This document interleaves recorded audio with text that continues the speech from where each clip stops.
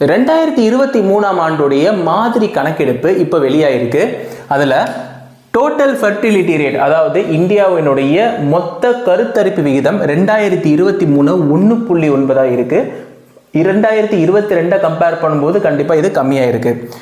குழந்தைகளுடைய பிறப்பு விகிதம், அதாவது சைல்டு பர்த் ரேஷியோ எவ்வளோ இருக்குன்னு பார்த்தீங்கன்னா 2023 18.4 இருக்கு. இதே 2022ஆம் ஆண்டு 19.1 இருந்திருக்கு.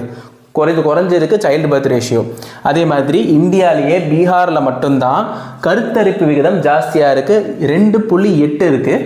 அது இல்லாமல் குழந்தைகளுடைய பிறப்பு விகிதமும் இங்கே தான் ஜாஸ்தியாக இருக்குது, 25.8 இருக்குது.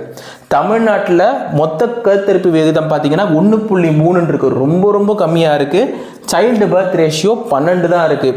இருக்கிறதுலே குறைவாக எங்கே இருக்குன்னு பார்த்தீங்கன்னா நம்ம தலைநகரான டெல்லியில் தான். மொத்த கருத்தரிப்பு விகிதம் டோட்டல் ஃபர்டிலிட்டி ரேட் எவ்வளோன்னு பார்த்தீங்கன்னா 1.2 தான் இருக்குது. இது இல்லாமல் இறப்பு விகிதத்தையே வெளியிட்டிருக்காங்க. இந்த இறப்பு விகிதம் பார்த்தீங்கன்னா 6.4 இருக்குது. இது 2022 விட 0.4% கம்மியாக தான் இருக்குது. அந்த விஷயத்தில் கொஞ்சம் பரவாயில்ல. இன்ஃபேண்ட் மார்டாலிட்டி ரேட், அதாவது குழந்தைகளுடைய இறப்பு விகிதமும் 1% கம்மியாக இருக்குது. அதாவது 2023ஆம் ஆண்டின் படி 1000 குழந்தைகளில் 25 குழந்தைகள் இன்ஃபேண்ட் மார்டாலிட்டி, அதாவது இறந்து போயிடுறாங்க. அந்த கணக்கானது வெளியிடப்பட்டிருக்கு. பாலின விகிதம், இந்த பாலின விகிதத்தில் பார்த்தீங்கன்னா ஆண்களுக்கு பெண்கள் ரேஷியோவில் 1000 ஆண் குழந்தைகளுக்கு 971 பெண் குழந்தைகள் பிறந்திருக்கு. இதில் அதிகபட்சமாக சத்தீஸ்கரில் 974 குழந்தைகளும், கேரளாவில் 971, உத்தரகாண்டில் இந்த விகிதமானது மிக குறைவாக 864 அப்படின்ற விகிதத்தில் இருக்குது.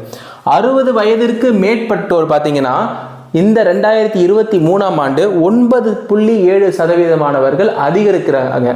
அது மட்டும் இல்லாமல் கேரளாவில் அதிகபட்சமாக 60 வயதிற்கு மேற்பட்டோர் பார்த்தீங்கன்னா 15% இருக்கிறாங்க 2023 ரேஷியோ படி.